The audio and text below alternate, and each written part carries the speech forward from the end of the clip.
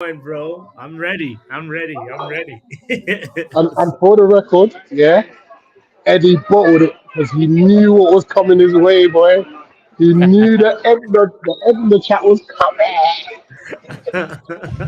Anyway, bots, how's it going, man? Oh man, I'm feeling good, man. I'm feeling good. It's a Friday vibe, I'm happy. I'm happy, but also nervous a little bit about this weekend. But Mm-hmm. for the most part, I'm great. It, Happy to it, be here.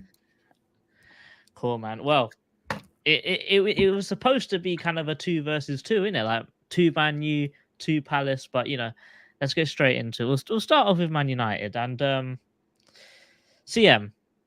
You man have got quite a few injuries. Yes.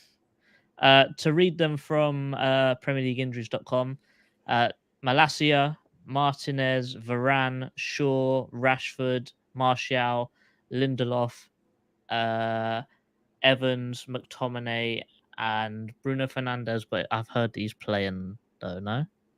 You know what? He's a guy that even this is the same Bruno Fernandez where I think a day before a game or at least a week before a game we saw him in a walking boot and then he played on the weekend. So I don't trust anything when it comes to Bruno Fernandez and injuries.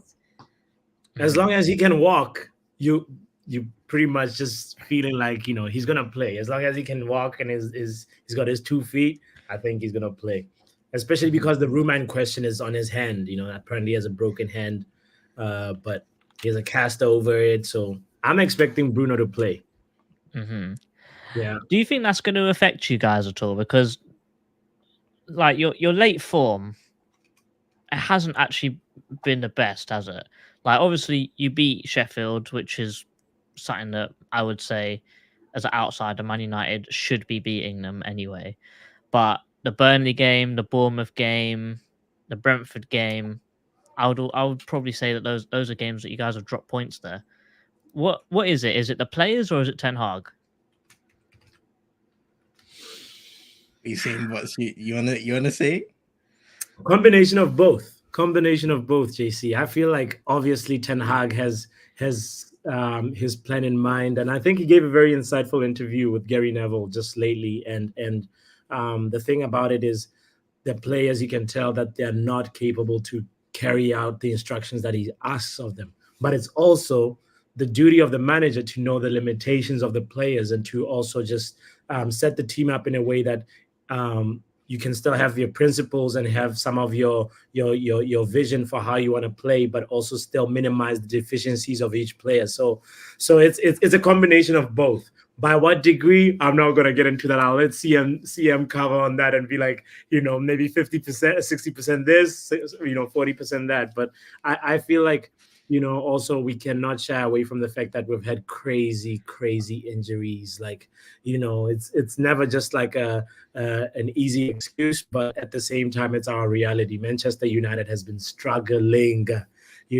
about 30 center back partnerships or something like that this season. That's just unheard of. Mm-hmm. So JC, like off the ball, were really vulnerable, and that is why now when I think about your team and our team, we will really be really be setting ourselves up for failure if we have players like, say, Christian Eriksen playing on a 1v1 situation versus Olise. Olise is just going to walk past him.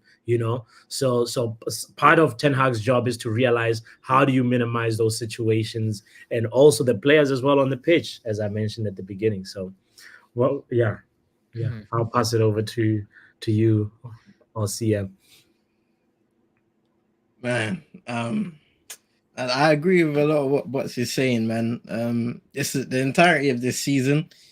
It has been kind of like a wrestling match where one side has been saying it's the manager's fault, one side been saying it's the players, and I do agree that everybody has a contribution to the failures that we've seen on the football pitch this season. When you look at the manager, you look at his failures to adapt from game to game, in between games as well. His inability to do that and kind of read the room and understand. Well, we have injuries for sure, so you may need to tweak your style of play in certain matchups to try and try and gain an advantage, which I don't think we do a lot of the time. A lot of the time, whether it's a Burnley or a Manchester City going up against us, they will be guaranteed to get a lot of chances. I think we conceded the most shots on goal at least in 2024 in the Premier League. And that is no surprise when you watch Manchester United week in, week out. We're extremely open due to the way that we build up. We're inefficient in possession, so that just gives our opposition plenty of opportunities to snatch the ball back and go in transition. Yeah, when we was doing, so we normally do a tactic show called Tactical on a Wednesday, and Dan, who is our resident stat man, let's say, he said that in almost every single defensive stat, Man United were bottom 6 in the whole Premier League in every single stat, like clearances, penalties committed, stuff like that. Does that surprise you? No, not at all. Not at all. Just like, I know Butts is nodding his head there, but seriously, watching this team week in, week out, it can be a chore to a lot of people. I know I watch the game with my mum every week, and she ends every game feeling like she doesn't want to watch another one for the rest of the season, and she still finds her way back the next game. It's an abusive relationship sometimes, but literally defensively. I see. You know what they say about abusive relationships? You gotta leave. Maybe you should start supporting the local. Come over to the red and blue side. Oh no. I don't, Rich. I don't know about you, yeah, but I don't want no eBay fans, no secondhand fans. Can't be doing that, man. Fairs, man, fairs. But one thing I have noticed about, like, I guess fans JC. of bigger clubs. Yeah, what's up, boss? Can I piggyback onto what CM says? It also, like, you know, because the question you asked is like, why are we so fragile, you know, defensively? It also goes back to the thing about the demands for the players in possession ends up making them really look bad off possession.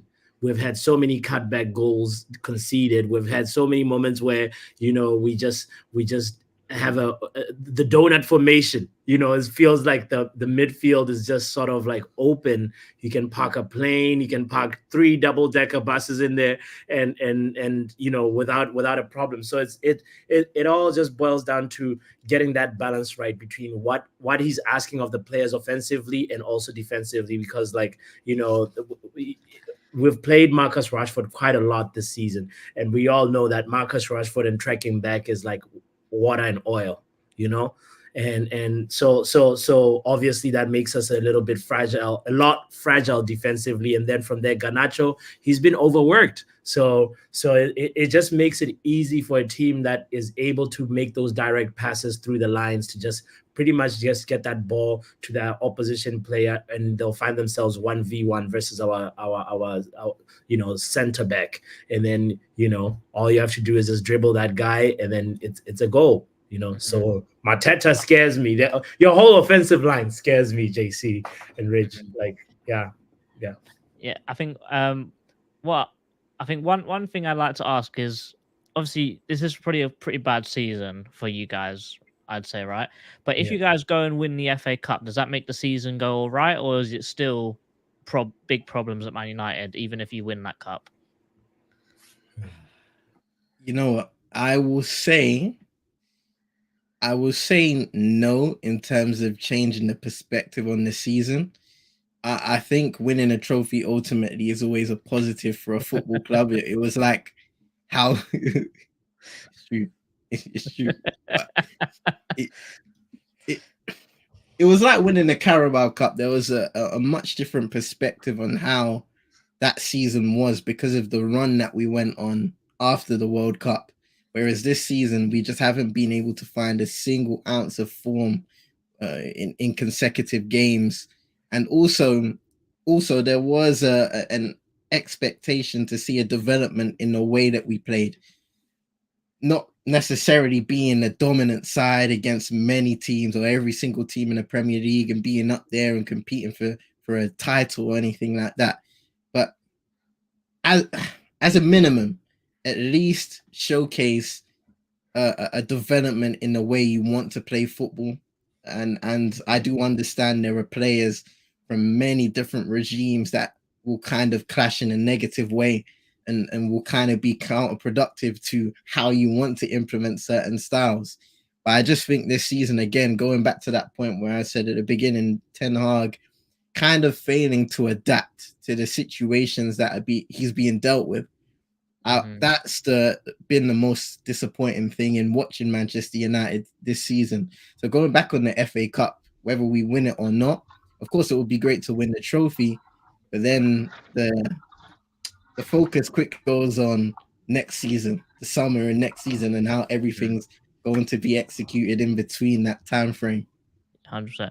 Boss, how do you fix Man United next season? The lesson we've learned this season is that we know that injuries happen. Injuries are part of the game, but you have to get players that are obviously going to make sure that if you have a player, an integral player like, say, Lisandro Martinez injured, the drop-off in quality is not as drastic. Obviously there's only one Lisandro Martinez in the world, but you can still find a profile of a player that still allows you to play from the back and still allows you to have that those line breaking passes, because at the same time, we saw that, as I mentioned, the donut formation is because the upper part of the donut is there engaging with the opposition's defensive line, but they're not getting the ball. And what are you going to do if you can't find a defensive player that can make those line breaking passes and actually give us that ability to be more direct? So first step is better recruitment, making sure that you're getting players that complement where you're trying to build as a team. So I think that has to be the first priority. And then also the second thing is clearing out the deadwood. The deadwood is the players, not because they're dead per se, it's because they just don't fit the bill in terms of where we're trying to go now as a team. So we bought Onana, who's supposed to be good at playing out from the back, but we haven't really seen us play really well playing out from the back since preseason. I haven't seen us really commit to it. We've had moments where we sometimes do it, but also we just haven't taken on advantage of Onana's ability and what we bought him for. So he's just has been so unfortunate to face the 600 shots that he's faced, and it's just part and parcel of us having the wrong personnel whenever we're struck with injuries. So I'd like us to see center backs that are really, really, really good at playing out from the back, and obviously very good technically, and do not look shaky like the bouncers that we have in our team right now. Can I pick up on something that you've both mentioned? Yeah. First, Box, you were talking about Rashford and the fact that you feel like he's been overworked. As an outsider looking in, obviously you're going to know your players and your club better. Don't you find that as a bit of a cop-out? Because I think the basics is you just work hard for your team, regardless of form. And he doesn't do it. Like, there's many a clip where a player can just stroll past him and he's not really trying to track back, So that's to you, Bots. And to you, CM, you mentioned about the fact that the drop-off, was it UCM or Bots was saying that the drop-off? I look at Oliver Glasner, and he's had Nathaniel Klein and Joe Ward playing next to Anderson of recent and not look out of place. So isn't it down to the coach to get the best out of whatever player's there? So it's kind of like a two-part question. I'll take the first part and CM, you take the second part, even though the easy part. Yeah. So okay, on the I don't view it as a cop-out, Rich. A cop-out is something that I feel like it's an oversimplification of it. Let's look at Marcus Rashford. Obviously, last season he had a very good season, one of, I guess, his career best season, and that was also part and parcel because he was playing for a contract, right? He's just fairly renewed. He's renewed his contract fairly recently, and part of, I believe, I'm speculating now, I believe that part of that renewal of the contract had a stipulation on the number of minutes or appearances that he's supposed to have. And Ten Hag is suffering from that. And that is beyond Ten Hag's problem. It's more like the structural organization that allowed that situation to happen. It's not the first time when a player says, hey, I'm going to be one of your indispensable players. I need to be guaranteed X amount of minutes. Partially, if you listen to that interview, I think Ole was mentioning about how it did not work out when, Jude Bellingham was kind of, well, before he got to Real Madrid, he was like he needed to be guaranteed X amount of minutes, and as a manager, he just couldn't say, Jude, you're gonna get these minutes. And guess what? Real Madrid was smart enough to be like, all right, even though we are the Galacticos and we have to manage, like, you know, how these Galacticos get minutes, we're still going to be fine signing Jude Bellingham. And they probably, you know, agreed to the minutes that his agent was asking. So I believe we're struggling. Marcus Rashford is part of that reason why we're struggling, is because, you know, he has a number of minutes that he's been asked or promised per contract. And even Ten Hag even went to the point of saying, I had never heard a manager back a player to this extent, where he was like, hey, even though he's not in form, I'll still play him until he picks up form. That was, for me, just like mind-boggling to hear. And I thought, you know what, if you look beyond the situation, you know, from the surface, you can say Ten Hag is doing the wrong thing by rewarding players that are not performing. But at the same time, he has to structurally abide to some rules. And that was partially my speculation on that situation. So, yeah, passing the ball to you, Val. I agreed with Rich on the second part. I think, obviously, a lot of teams in the Premier League have dealt with injuries this season, missing players, whether it be in suspension, injury, and so forth. And I think the job of both the players that remain and have the opportunity to go into that team, and also the coach, is to put them in the position to want to prove a point. You know, a lot of the time we always speak about players that are on the bench that haven't really been getting a lot of opportunities. Well, what are you going to do when you eventually get the chance? And I think a part of it, I will say, is from a coaching perspective, you're overcomplicating things, because you go on the football pitch and you see how certain things are executed. We're seeing Wan-Bissaka at left back. We're seeing chopping and changes in the midfield. Specific players that are out of form and clearly need to be dropped out of the team, still being persistent, as Bots was saying. Things are being overcomplicated, and I understand the manager will trust certain guys and will hope that trust will eventually pay off. But it hasn't paid off at all this season. So ultimately, you need to give people the opportunity to play and get their match sharpness up. Otherwise, you're not going to be able to take advantage of their skill sets. And I think that's where the manager and his coaching staff especially has gone wrong in this moment with the current crop of players you do have, whether they're good enough or not. Mm-hmm. I feel like there's also another part of that I don't know, I'm probably going to sound like I'm backing what CM's saying a bit more here, but all the Palace players are all on a new manager bounce, whether we like it or not. They're all playing for their spot in the team, aren't they? Like Klein and Ward, granted, they're probably not Premier League, they're probably not Premier League quality, even though they've been playing at a Premier League level. But both of them are out of contract. They want to play another season in the Premier League. Now that Glasner's kept us safe, everyone wants to play good. Everyone wants to be in his plans. Whereas if you look to a month ago, where we was under Roy Hodgson, we was playing very similar to Man United, weren't we? All the players looked like they didn't care. They were sort of just poodling around and they had nothing to play for, really. But now they've got a new guy in that they need to prove themselves to. So I'd sort of say that's the situation I think that Man United is in, looking as an outsider looking in. But with what Bot said, that you got a donut as your playing style, there's a midfield battle that I really want to talk about. Who goes to the Euros, Adam Wharton or Kobe Mainoo? All right, JC, I can't wait to watch this midfield battle. It's going to be crazy. In my opinion, I know who's clear, but we're going to let the Man United boys talk first. You know what? I'll take them both.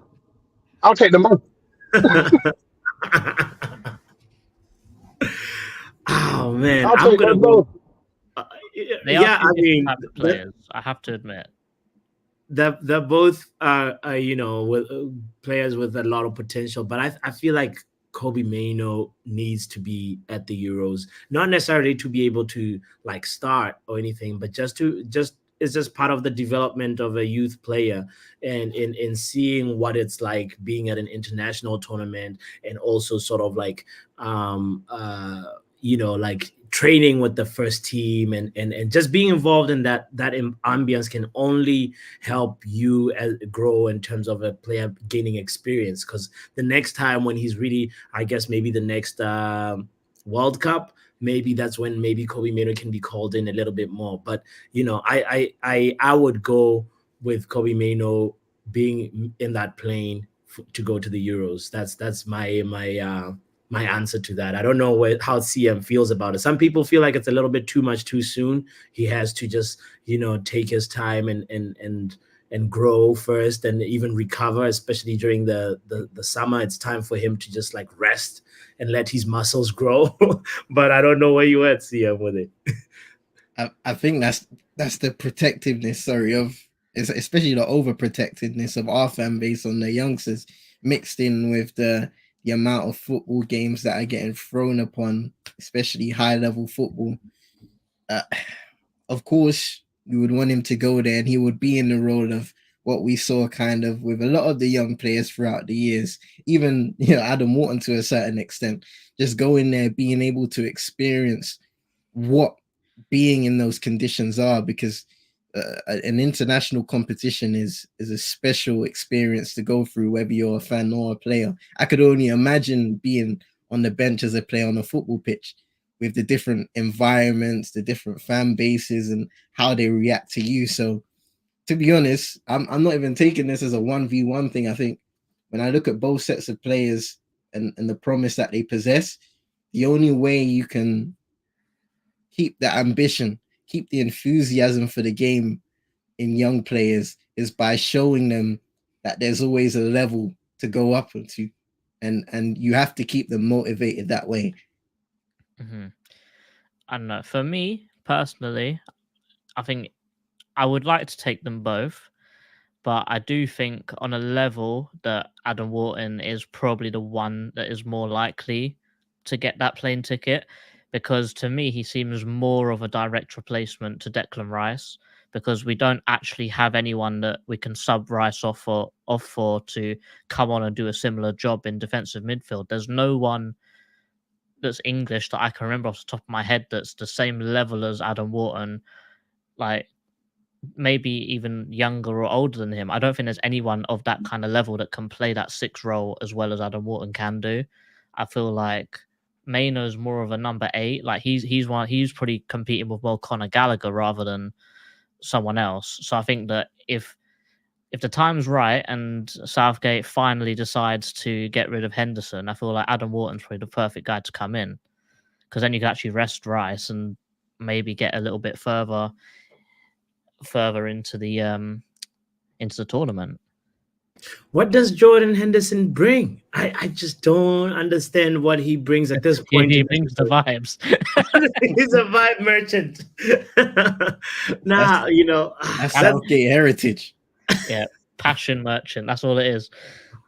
It's crazy to think about it, but I what you just said, JC, reminded me or made me think of like I'm actually curious how from your perspective, you, JC, and Rich, like these guys have been asking us questions, CM, and I'm curious who are the players where's the danger going to be from your opinion, JC, for us, like which players should we be scared of?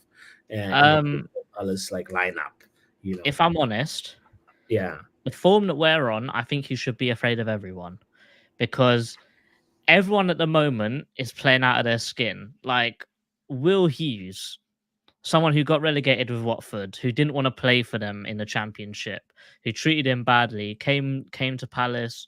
He did all right, but now that Doucouré is injured, now that Lerma's injured, but Lerma's back this game actually, him and Adam Wharton, our new formation only plays 2 in midfield. So we're already down a man in midfield. But if you man are in a donut formation, we've got 2 more man than you. So that's all good for us. But somehow, Will Hughes has just got a new lease of life. He seems to be passing the ball. He's recycling the ball like Busquets. He's doing a madness. And he's nowhere near that level at the moment. But he's playing at that level where he's... Oh, my bad, y'all. But like someone like Will Hughes is just playing out of his skin at the moment, and that's just someone that you need. That's a bit underrated. You wouldn't expect it, but if you want me to list off the main ones, Eze, Elise, and JP Mateta, those three guys are on fire. And in this new formation that Glasner plays, those three are so tightly knit, and they all move around together. You've seen it in the highlights when we smashed West Ham. You've seen it when we beat Liverpool. We're playing some serious football with these guys. New formation. We've got a new right back, or he's not even a right back. He's more like another winger who can help Elise. Elise can cut inside, and he'll still go down the outside. We've got so much attacking talent at the moment, and just a lot of confidence in the team. So if I'm here to tell you who to be afraid of, I'd say the main thing to be afraid of is the fact that Mark Gay is fit again to play in this game. So potentially we could have a fully fit centre-back partnership or trio. For me, Also, player you need to be Henderson's got a bit of a grudge against you guys, so I reckon he'll do well. good point. For me personally, the player you need to be wary of on Monday night is Onana. Why is that? Say that again, Rich. Did I hear you properly? You asked me, you got to be wary of. It's your goalkeeper. Rich, I would disagree with you. You know, he's doing good saves lately. I can't lie. Listen, He's been one of Man United's better players. Listen, I'm just hoping I hope he just takes out Mateta in the box for no reason. He only does it against yellow shirts, so I think we're all right. Except for the clotheslines, he's been saving us in a lot of different moments, crucial moments. When you move on, since he came back from AFCON, he seemed to have adopted a different mindset. It always takes a while for goalkeepers to settle for some reason at Manchester United, and I think naturally that happened to him, especially after making tough mistake after mistake in the Champions League, in the Premier League as well. He's really come a long way since then. Yeah. Less of the clotheslines though, the reckless jumping in the box. Onana, punching Mateta, we will be there. No. The thing is, though, if you get close to Mateta, his head will shine in your eyes. You'll just miss it anyway. His head's shining, boy. You see that? Hey,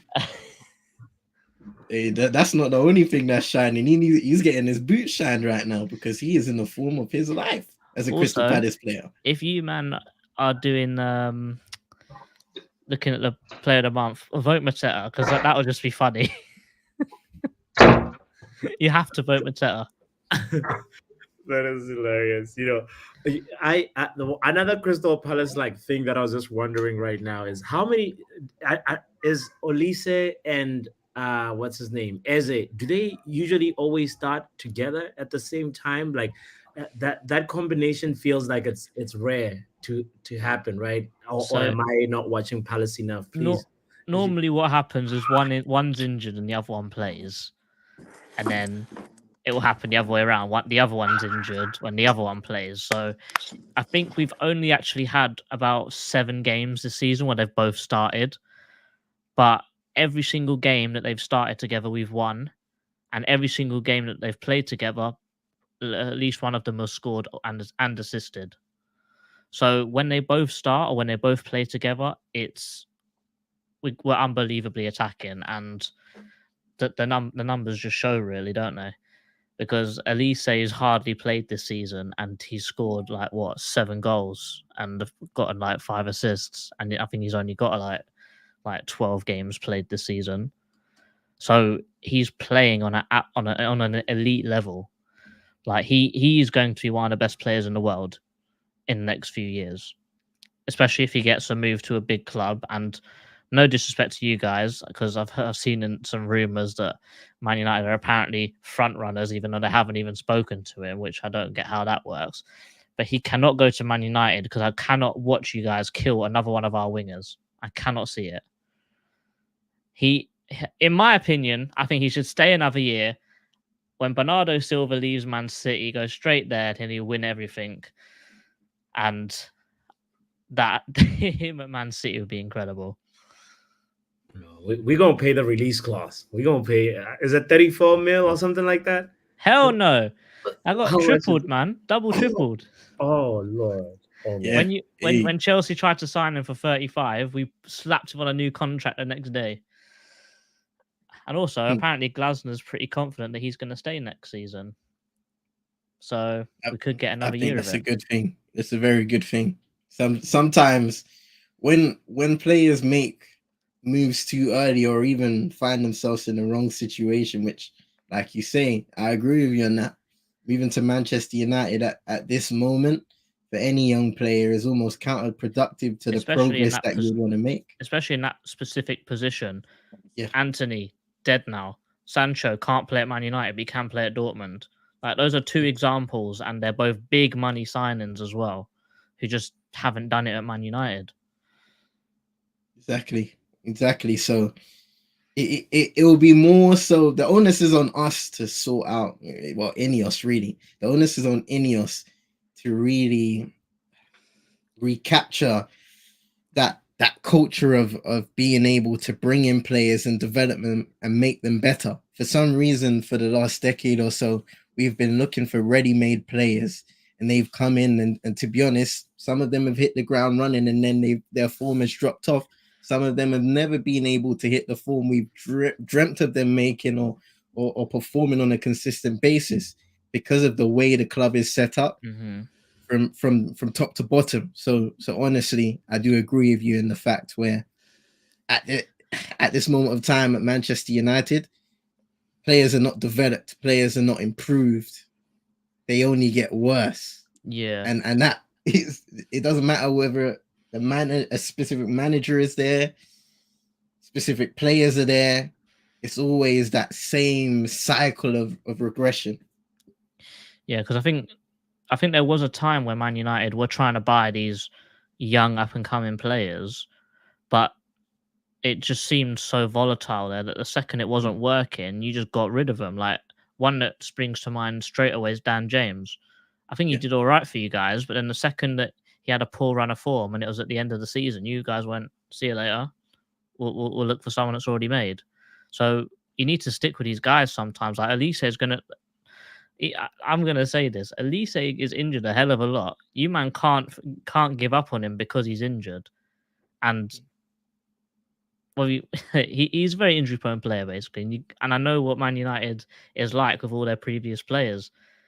The second you get on him, he's not going to play as well as he has been because he's a very much a confidence player, and he's been playing with so much confidence lately. You can see the benefits of it. The second that a big fan base turns against him, he ain't got no loyalties to you. He'll happily leave if he doesn't feel loved there. You know, for me, somebody like Olise right now, he should have.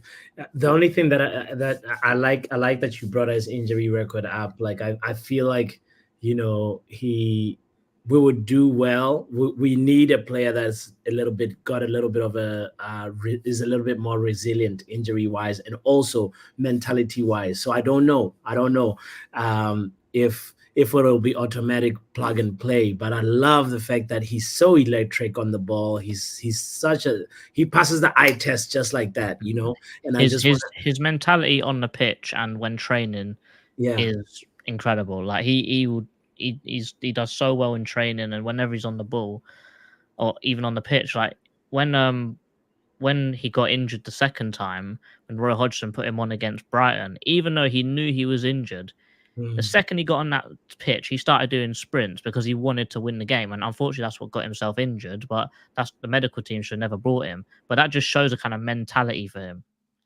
Mm-hmm. He always wants to do the best. Yeah. And is he good at free kicks, or he was just good at free kicks versus Man United? Like, is this like a trait that he brings? You'll find out on Monday. Oh no. The thing is, we've got a few free kick takers now. Yeah. Eze, Elise, Edouard takes them now. Anderson takes them if they're a little bit further out. So we've got like a good crop of players that take free kicks. But what is next up is we're going to do a combined 11. Uh-oh. So here is the team. And Just And before we JC, get JC. started, JC, big up Yeah. to everyone that's watching. Please smash the like button, Exactly. subscribe if you're new. Make sure you subscribe to at CM22 Entertainment and Football Power Hour. What you still doing your one at 8:30? Yeah. Yes. Well, actually, I'm co-streaming this preview to my channel as well. There's people that are in the chat already. You know, Snap. Yeah. Oh, I I saw. bet. I saw Imran Khan was asking if JC is a Man City fan, and I bet JC did not see that comment. So, No, so, I'm looking at it right now. I'm a City fan. so if you don't know, Rich and JC are Crystal Palace fans, and you know this is why we're having this conversation. CM, you know very well from he's been on the channel a bunch of times as well as Rich. So subscribe, hit the like button, support all the channels, guys. Yo, let's go, JC, lead the way. So combined 11. What we're gonna do is we're gonna go through. Both the Man United guys are gonna pick the team. 2 stipulations for this one.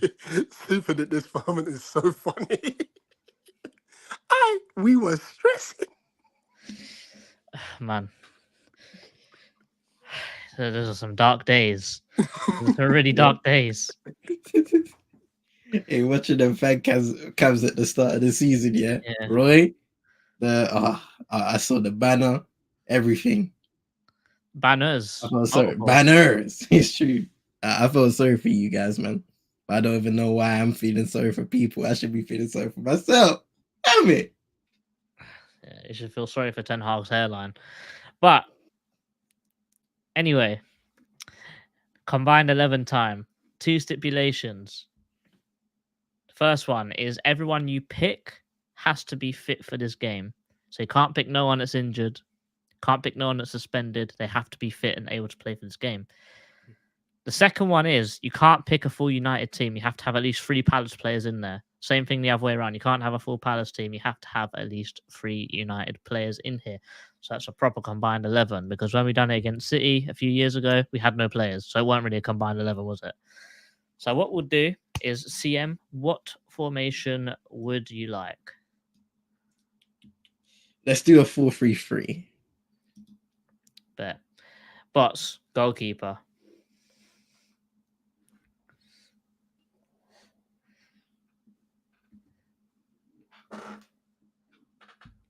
Bots, you're injured. I mean, you're injured, you're muted. Are you? Obviously, I'm gonna have to go with Onana. I mean, Dean Henderson can take us. He can. Yeah. I'm not having it. I'm not having it. You never know, Nana. What's the argument for Dean Hendo? The thing is, those two are opposites. You know, Henderson cannot kick the ball, but he can use his hands. Whereas Onana's the other way around, isn't he? There you go. But yeah. One Even is though brown Onana's bread, one is been white stopping shots. He's been stopping shots. I don't know. I would put Onana in over Henderson. Yes. No United rejects, please. Thank you. CM left back. Tariq Mitchell. Bots right back. I have to go with Dallo. CM, give me your centre back duo. I'll give you Joachim Anderson. And some people might laugh at this one, but Harry Maguire.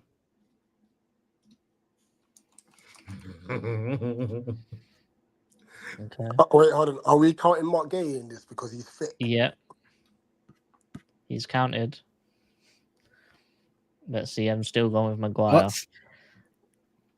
No, we're going through this. Bots, who is your midfield 3? All right. Hughes is good, but I have to go with Kobe Mainoo has to be in that midfield. Bruno has to be in that midfield, and oh man, it's all United for me. It's an all United midfield for me. I'm gonna have to put in Ericsson, because Ericsson on his day he can be really really good, and the passing, both of them are just gonna give us, both Ericsson and Bruno. Yes, Rich. Yes. No, put Maino a little bit below Ericsson, but yes. On his day. JC, when we fix this afterwards, we'll send in bots after that. Because Yeah. Hey, boss, even I can say Christian Eriksen. Yeah, but- I know. Yeah, but I'll say this one thing. Yeah, I ain't doing power hour later. Oh, This come on, is JC. outrageous. What is this, man? Come on now. CM, please enlighten me with the front three, because this is a dead team. Bro, it's a Palace. It's a Palace front three. Michael Olise, Jean-Philippe Mateta. And you say Eze's fit, slap him in the left. Yeah, I can't argue with that one. Yeah. Well, you're taking Mateta over Hoyland, CM? Damn right. Who scored Yeah, six, on who current scored form. 6 goals last month? Current form. Well, Yeah. Rich, let's fix this, because this right. is atrocious. So Ericsson can I ask very quickly, is Garnacho fit? Garnacho is he's fit. yeah. Right. Oh, because the midfielders moved already. Right, bin him. That's good. Oh yeah, bots. We'll see you in 10 minutes. Anyway, Well, let's do a flat three for the midfield. flat three. Yeah, Yeah, because I think that would work with these three players. Put Ebbs in there. yeah. Put Garnacho left wing. And put Mark Gay centre back. Now, this Dallo versus Munoz one is interesting. It's not interesting. No, because you know what? I have to say, Dallo's played well this season. Yeah, He he's played has. well, but he hasn't played as well as Munoz. I see, bots. I see you. Hey, But I'm not. hey. Nothing's happening. guys, tell me what the biggest transformation has been seeing Munoz into your lineup in comparison to when my you find gosh. and so forth. Over Joe Ward and Clyde? Mm-hmm. What's been the biggest transformation? What is the best part of his skill set that transforms and transcends that position for Crystal Palace? Energy. Energy, yeah. His ability to attack and defend. You'll see him next to Onana at times. I promise you. He'll be in your Rich. box. I'm making one last change, Please do it, Onana. and this is not going to be very well received.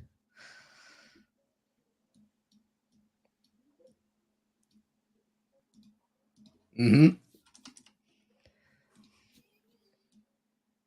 Now, I knew that was coming. I knew, Now I knew it was coming. that's a team. That's a team. Remember I'm what not were the lying, rules? I won't lie. Only, Listen, only, no, Kobe Mainu is cold. I'm not going to lie to you. So I don't even agree with that one. Well, I'm in Mainu is control. cold. I mean, I can give you back Dallo if you really want. I would like to take back Kobe, if I had a choice, but You can have Dallo. I'll take Yeah, it. I'll take it. Kobe's got to be in the team. Even Richard say, "Come on, JC, man, you can't let that in, man." It's a democracy. Boy. So how are we feeling about that combined 11? It was better than what Box said. Yeah. Wait. Let's see. Bots, what are you saying? You agree You with want to? You want it? Yeah, he's being too Aye. loud. Anyway. to? Nah. No. You can never remove Maino. Oh, Ericsson, I give you that. Ericsson, as you heard me, I was like a little bit, but I was like on his day, which will be Monday. On a level, you though, will what are understand thinking why. about when you said Ericsson, though? That is that was poor from you. I can't lie. That was a sympathy vote. Are we doing a delusion 11 or combined 11? What is this?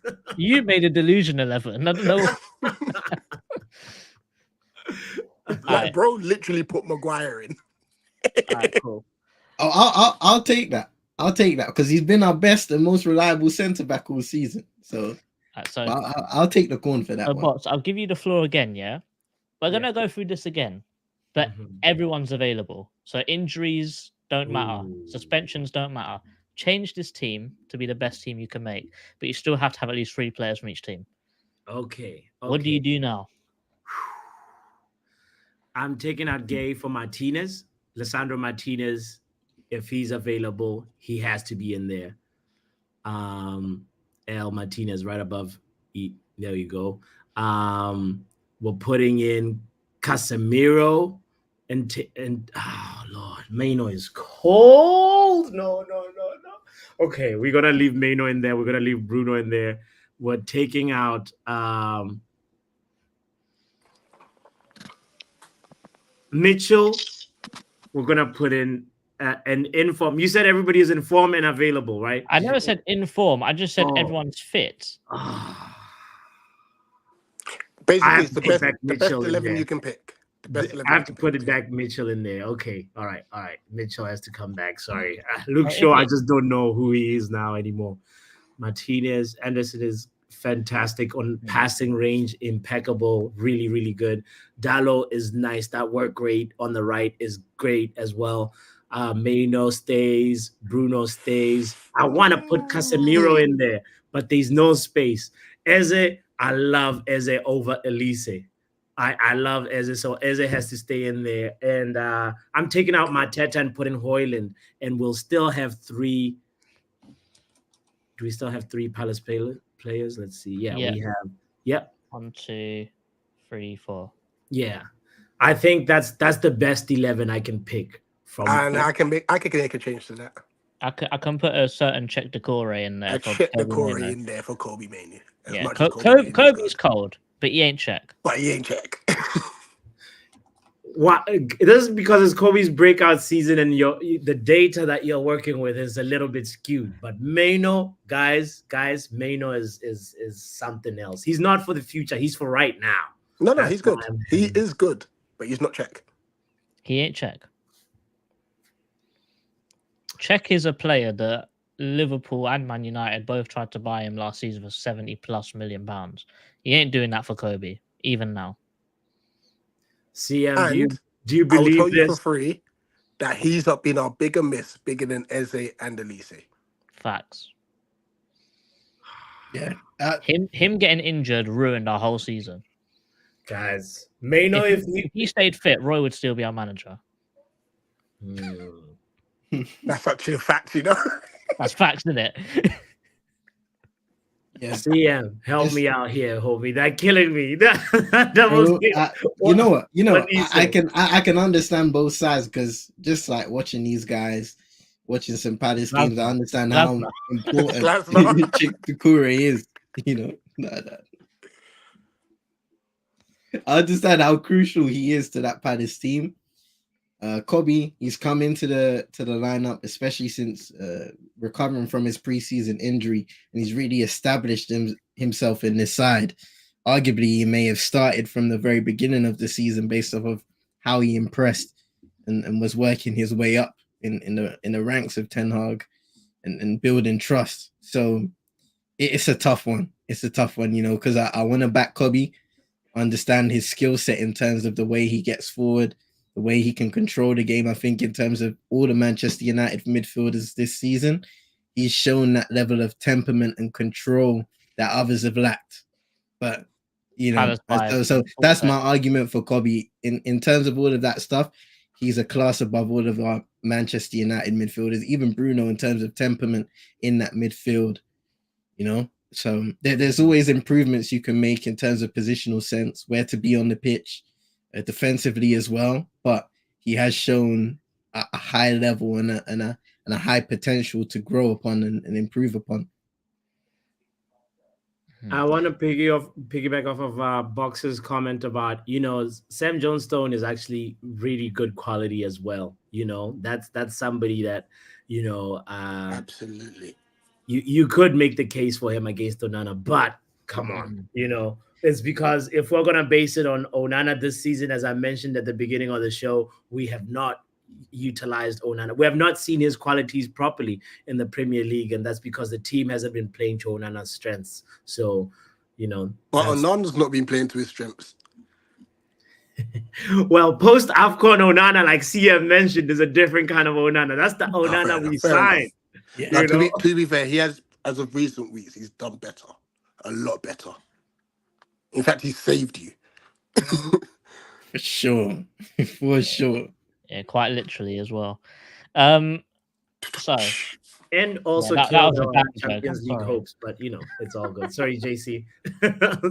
Go ahead, Um, brother. So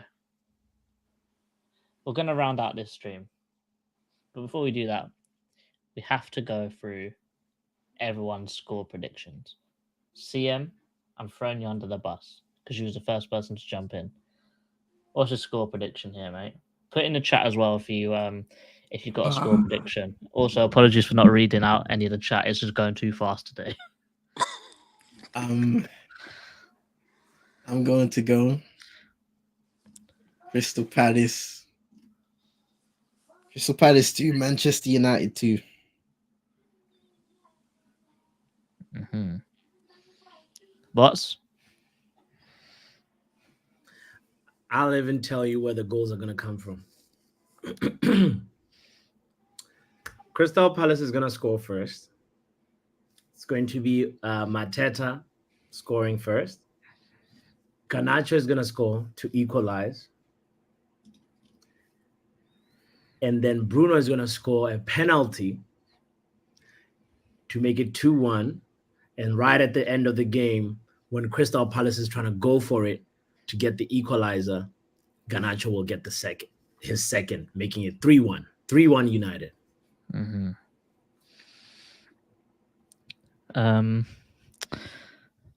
Rich, I think I'll go first for the Palace. I'm saying this with chest. 3-1 Palace. You, man, are dreadful. And I hope that I don't get clipped because I probably will. But I'm saying that with chest. I think we're going to win. I've just got some mad confidence of how Glasgow's making us play at the moment. And with how you guys have been slagging off your team, I don't know how the hell you guys could predict a win. Rich? I'll be upset if we lose this. Mm-hmm. I would. And I don't know when the last time I've been able to say that. Especially against United. It's just, yeah. I'm going to go 2-1 Palace. Mm-hmm. But guys, don't be surprised if you score more than that. Don't be. Mm-hmm. Hey. No, Glory, honestly, United. Big up yourself. Glasnow's been doing the madness. Chaotic free draw. And I think in the last 3 games that said us, we haven't been able to get a win either. You know, Crystal Palace have been able to get the better of us in those games too. So it wouldn't come as a surprise. Mm-hmm. Stop I being mean, so defeatist. Old Trafford's our home We're going to ground win. as well, so. We're going to win. Old Trafford's become like a home ground too. So Own goal or real our goal score, we're gonna win. We're gonna win. Back the Hey, team. but bro, listen, I'm Yeah. being. This is a heart to heart, Clip bro. it. You Clip see it. all of Because this. You see Clip all it. of this optimism. we don't You mind. you see all of this optimism. It's only gonna break your heart down the line, bro. the thing is, it You really don't won't. forget that we support Palace. Our heart's been broken many times. The thing is, we're You saying don't need this. to worry. We're saying this, but it wouldn't surprise us if we lost because it wouldn't affect me at all. Oh no, we lost to Man United. Oh well. If you lost to us, it's a long day. 3-1 Palace, mate. A lot of Palace fans going 3-1 Palace. You know, Supernet's going 3-2. I'm guessing to Man United. 1-1 from Pat. 3-1 from Animal. Stephanie says 2-3. Oh no or oh nana. Let's go. Let's get it.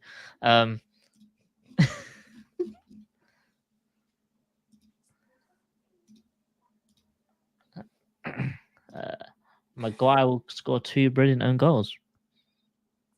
Aye. No, I'm not gonna lie. If we score a corner against you, I'm dunking on every Man United fan. Yeah, because we haven't Because we're- scored a corner all year. We've taken 172 corners this season, and we scored haven't one. scored from one. It will happen. It will happen. I'm Wow. telling you. I it hope will so. happen. I really hope so. It will either be that or we give away a penalty. Those seem to be givens in every Manchester United game right now. United will be winning and concede 2 goals in 96th and 98th minute as usual. So Fergie time's finally playing against you. It's about time. See, that was us under Roy. Oh, of course. It still could be us though. Let's be real. Let's be real. Oh, Super Nick saying she's predicting a Man United loss. Long day. 3-0. Palace ain't conceding. 2-0 Palace. Mateta at least saying a Maguire own goal. Pat is trolling.